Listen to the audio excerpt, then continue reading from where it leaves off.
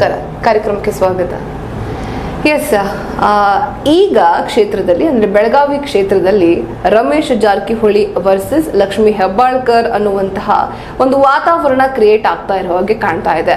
ರಮೇಶ್ ಜಾರಕಿಹೊಳಿ ಅವರು ಬಹಿರಂಗವಾಗಿ ಎಲ್ಲೂ ಕಾಣಿಸ್ಕೊಳ್ದೇ ಇದ್ರು, ಎಲ್ಲೂ ಯಾವುದೇ ಹೇಳಿಕೆಗಳನ್ನ ಕೊಡದೇ ಇದ್ರು ಕೂಡ, ಬಹಿರಂಗವಾಗಿ ಸಭೆಗಳನ್ನ ಚರ್ಚೆಗಳನ್ನ ನಡೆಸದೆ ಹೋದ್ರು ಕೂಡ ಲಕ್ಷ್ಮಿ ಹೆಬ್ಬಾಳ್ಕರ್ ಮಾತ್ರ ಅವರ ವಿರುದ್ಧ ವಾಗ್ದಾಳಿಯನ್ನ ನಡೆಸ್ತಾ ಇದ್ದಾರೆ. ಅದು ಕೂಡ ಪರೋಕ್ಷವಾಗಿ. ಇವ್ರು ಹೇಗೆ ಪರೋಕ್ಷವಾಗಿ ಸ್ಟ್ರಾಟಜಿಗಳನ್ನ ಮಾಡ್ತಾ ಇದ್ದಾರೆ, ಅದೇ ರೀತಿ ಲಕ್ಷ್ಮಿ ಹೆಬ್ಬಾಳ್ಕರ್ ಅವರು ಕೂಡ ಇಂಡೈರೆಕ್ಟ್ ಆಗಿ ವಾರ್ನಿಂಗ್ ಮಾಡುವಂಥದ್ದು ಅಥವಾ ವಾಗ್ದಾಳಿಯನ್ನ ಮಾಡುವಂತಹ ಕೆಲಸಕ್ಕೆ ಮುಂದಾಗ್ತಾ ಇದ್ದಾರೆ. ನಾನು ಸುಮ್ಮನಿದ್ರು ಕೂಡ ಪದೇ ಪದೇ ನನ್ನ ತಂಟೆಗೆ ಜನ ಬರ್ತಾರೆ, ಆದ್ರೆ ನಾನು ಉತ್ತರ ಕೊಡಲ್ಲ, ಅದು ಜನಾನೇ ಉತ್ತರ ಕೊಡ್ತಾರೆ ಅಂತ ಹೇಳ್ತಾ ಇದ್ದಾರೆ ಲಕ್ಷ್ಮಿ ಹೆಬ್ಬಾಳ್ಕರ್ ಅವರು. ಅಂದ್ರೆ ಇಂಡೈರೆಕ್ಟ್ ಆಗಿ ರಮೇಶ್ ಜಾರಕಿಹೊಳಿ ಅವ್ರ ಬಗ್ಗೆ ಅವರು ಮಾತುಗಳನ್ನ ಆಡ್ತಾ ಇದ್ದಾರೆ. ಅಂತದ್ದು ಏನ್ ಮಾಡ್ಬಿಟ್ರಿ ರಮೇಶ್ ಜಾರಕಿಹೊಳಿ ಅವರು ಸೈಲೆಂಟ್ ಆಗಿ ಅಂತ? ನೋಡ್ರಿ, ಅವ್ರು ಏನು ಮಾಡಿದಾರೋ ಏನಿಲ್ಲೋ, ಕೆಲವೊಮ್ಮೆ ಏನಾಗ್ತದೆ ಅಂದ್ರೆ ಎಕೋ ಒಂದು ರೀತಿಯಿಂದ ಎಕೋ ಹೆಂಗಪ್ಪ ಅಂತಂದ್ರೆ ಏನೋ ಇದ್ರು ಅದರಿಂದ ಅವ್ರು ಇರಬಹುದು ಏನೋ ಅಂತಾರೆ ಒಂದು ಗ್ಯಾಸ್ ಅವ್ರು. ಯಾಕಂದ್ರೆ ನಿದ್ಗಳಿಂದ ಎದ್ದ ತಕ್ಷಣ ಇಬ್ಬರಿಗೂ ಒಬ್ರೊಬ್ರು ನೆನಪುಗಳಾಗ್ತಿರ್ಬೇಕು.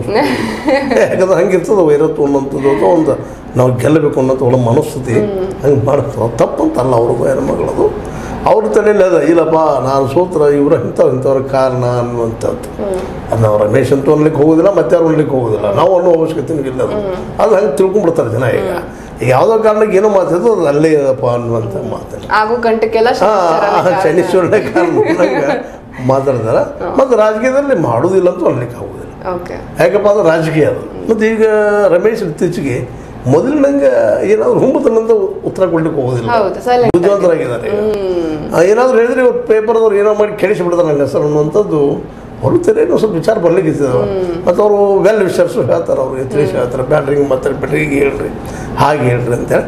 ಮೊದಲಿದ್ದಂಥ ಒಂದು ಆವೇಶ ದುಡುಕ್ತನ ಇವತ್ತು ಭಾಳಷ್ಟು ಕಡಿಮೆ ಆಗಲಿಕ್ಕೆ. ಮತ್ತು ಬದುಕಿಗೆ ಅನುಭವ ಹೆಚ್ಚಾದಂಗೆ ಚೇಂಜ್ ಆಗ್ತದೆ, ಬದಲಾಗ್ತದೆ ಮೆಜಾರಿಟಿ. ಅದರಲ್ಲೂ ಮುಖ್ಯವಾಗಿ ಏನಪ್ಪ ಅಂತಂದ್ರೆ ತಮ್ಮನ್ನು ತಾವು ವಿಮರ್ಶೆ ಮಾಡ್ಕೊಳ್ಳುವಂಥ ಗುಣ ಬೆಳೆದಂಗೆ ಅವ್ರ ಭಾಷೆಗಳನ್ನು ಸೂಕ್ಷ್ಮ ನೋಡ್ತಾ ಇರ್ತೀನಿ ನಾನು ಇತ್ತೀಚೆಗೆ. ಮೊದಲಿಂದ ಬುದ್ಧಿವಂತರಾಗಿದ್ದಾರೆ, ಕೆಲವೊಂದು ವಿಷಯದಲ್ಲಿ ಲೆಫ್ಟಿಸ್ಟ್ ಐಡಿಯಾಗಳ ನೆಲೆಗಟ್ಟಿನಲ್ಲಿ ಮಾತಾಡ್ತಾರೆ. ಅವ್ರ ಭಾಷೆನೂ ಮೊದಲಿಗಿಂತ ಇಂಪ್ರೂವ್ ಆಗ್ಯದ, ಭಾಳಷ್ಟು ಇಂಪ್ರೂವ್ ಆಗ್ಯದ. ಇನ್ನೂ ಏನೇನೋ ಕೆಲವೊಂದು ಆವೇಶವಾಗಿ ಉತ್ತರ ಕೊಡುವಂಥವು ಅದಾವ, ಏನೋ ಹೇಳಿಕ್ಕೆ ಹೋಗ್ತಾರೆ, ಹೇಳಿಕ್ಕೆ ಆಗೋದಿಲ್ಲ. ಅದು ಅಂಥ ಸಂದರ್ಭ ಸ್ವಲ್ಪ ಏನೋ ಎಡವಟ್ಟುಗಳಾಗ್ತಾವಿಲ್ಲ ಅಂತಲ್ಲ. ಬಟ್ ಲಕ್ಷ್ಮೀ ಹೆಬ್ಬಾಳ್ಕರ್ ಬಾಯಿ ಅವ್ರ ತಲೆಯಲ್ಲಿ ಏನಪ್ಪ, ನಾನು ಏನಾದರೂ ಸೋತ್ರ, ನನ್ನ ಮಗ ಸೋತ್ರ ಇವರ ಕಾರಣ ಅನ್ನೋದು ಅವ್ರ ತಲೆಯದ. ಅವರು ಒಂದು ನಾಟಕನ ಮಾಡ್ತಾ ಇದ್ದಾರೆ ಮೇಡಮ್ ಅವರು. ಒಂದು ಕಡೆ ಸತೀಶ್ ಅವ್ರು ಹಿಡ್ಕೊಳ್ತಾ ಇದ್ದಾರೆ, ಇನ್ನೊಂದು ಕಡೆ ರಮೇಶ್ ಅವ್ರ ಮೇಲೆ ದಾಳಿ ಮಾಡ್ತಾ ಇರ್ತಾರೆ.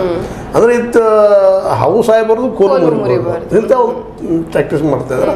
ಮತ್ತು ಅವರು ಗೆಲ್ಲಲೇಬೇಕಾಗಿದೆ ಸರ್, ತಮ್ಮ ಮಗನ ಗೆಲ್ಲಿಸಲೇಬೇಕಾಗಿದೆ. ಯಾಕೆ ಅವರು ನಮ್ದೇನು ಕಡಿಮೆ ಇಲ್ಲಪ್ಪ ಕುಟುಂಬ ರಾಜಕಾರಣ ಅಂತ ತೋರಿಸ್ಬೇಕಾಗಿದೆ ಅವರು. ಯಾಕೆ ನೀವು ಅಷ್ಟೇ ಅಲ್ಲ ಕುಟುಂಬ ರಾಜಕಾರಣ ಮಾಡೋರು, ನಾವು ಮಾಡ್ತೀವಿ, ನಮ್ಮ ಕುಟುಂಬದಲ್ಲಿ ಎಸ್ಟಾಬ್ಲಿಷ್ ಆಗ್ತದೆ ಅನ್ನೋಂಥದ್ದು. ಆದರೆ ಏನು ತಪ್ಪದು, ಈಗ ಎಲ್ಲರೂ ಒಪ್ಕೊಂಡಾಗ ನಾವು ಒಪ್ಪುವಂಥ ಪ್ರಸಂಗ ಅದ. ಜನನ ಒಪ್ಕೊಳ್ಳಿಕ್ಕೆ ಹಚ್ಚಿದ್ದಾರೆ ಕುಟುಂಬ ರಾಜಕಾರಣ. ಮತ್ತು ಜನ ಒಪ್ಪಿದ ಮತ್ತೆ ಏನು ಮಾಡ್ಲಿಕ್ಕೆ ಸಾಧ್ಯ ಅಂತ ನಾವು ಅನ್ಬೋದು. ಅದ್ರ ಒಂದು ಸಂವಿಧಾನ ಅದ. ಸಂವಿಧಾನ ಆಶೆಗಿಂತ ವಿರೋಧ ಅನ್ನೋ ಇಷ್ಟು ಮಾತ್ರ ಹೇಳ್ಬೋದು ಈ ಸಂದರ್ಭದಲ್ಲಿ. ಇದನ್ನು ಬಯಸೋದಿಲ್ಲ ನಮ್ಮ ಸಂವಿಧಾನ. ಆ ಸಂವಿಧಾನ ತಯಾರು ಮಾಡುವಂಥ ಸಂವಿಧಾನ ಸೃಷ್ಟಿಕರ್ತರು ಇಂಥ ವಿಚಾರ ಬಂದಿರಲಿಲ್ಲ ಅವ್ರಿಗೆ. ನಮ್ಮ ಮುಂದಿನ ಜನ್ರೇಷನ್ ಇಷ್ಟು ಸಣ್ಣ ಮನುಷ್ಯನವ್ರು ಆಗ್ತಾರೆ, ಮತ್ತು ನಮ್ಮ ಕುಟುಂಬದವ್ರು ಅಷ್ಟೇ ಹುಡುಕಾಡ್ತಾರೆ ಅಂತ ಅವ್ರು ತಿಳ್ಕೊಂಡಿರಲ್ಲ. ಪಾಪ ದೊಡ್ಡ ಮನಸ್ಸಿತ್ತು ಅವ್ರದ್ದು, ಅಂಬೇಡ್ಕರ್ ಅವ್ರದ್ದು ಭಾಳ ನೋವಿನಿಂದ ಬೆಳೆದ ಮೇಲೆ ಬಂದಂಥವ್ರು ಅವರು. ಹೀಗಾಗಿ ಕೆಲವೊಂದಿಷ್ಟು ಪಾಪ ಅವ್ರಿಗೆಲ್ಲ ಆದರ್ಶ ಜನಗಟ್ಟೆ ನೋಡ್ತಾ ಇದ್ರು. ಆದರ್ಶ ಜನಗಟ್ಟೆ ನಾವೊಂದು ಮಾತು ಕೊಟ್ಟರೆ ಮುಗಿದಪ್ಪ, ಅದು ಬದ್ದಿರಬೇಕು ಅಂತೇಳಿ ಅವ್ರ ಕಾಲದಲ್ಲಿ ಹಂಗಿತ್ತು. ಇವತ್ತಿಗೆ ಒಂದು 50-100 ವರ್ಷ ಕೆಳಗೆ, 100 ವರ್ಷ ಅಂತಲ್ರಿ, 1951 49ರಲ್ಲಿ ಕಾನ್ಸ್ಟಿಟ್ಯೂಷನ್ ಬರೀತಾರೆ. ಬಂದಾಗ ಒಂದು ನಮ್ಮಂದಾದರೆ 100 ವರ್ಷ ಹಿಂದೆ ಇಟ್ಕೊಳ್ರಿ. ಆ ಸಂದರ್ಭದಲ್ಲಿ ಅವ್ರು ಬೆಳೆದ ವಾತಾವರಣದಲ್ಲೇ ಸುಳ್ಳು ಹೇಳೋದು ಮತ್ತೇನು ಮಾಡೋದು ಭಾಳ ಕಡಿಮೆ ಇತ್ತು ಅಂತ ಅನಿಸ್ತದೆ.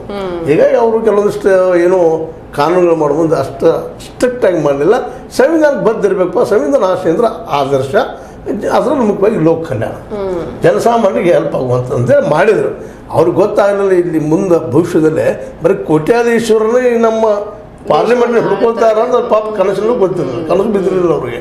ಯಾಕಂದ್ರೆ ಅವ್ರ ಟೈಮ್ದಾಗ ಅಣೆ 2 ಅಣೆ 3 ಅಣೆ ಚೌಲ ಪಾವ ಇಂಥ ಅಷ್ಟು ದುಡ್ಡಿದ್ದು ಅವ್ರು ಕೋಟಿ ಲೆಕ್ಕ ಇರ್ತಿರ್ಲಿಲ್ಲ, ಲಕ್ಷ ಅಂದ್ರೆ ಭಾಳ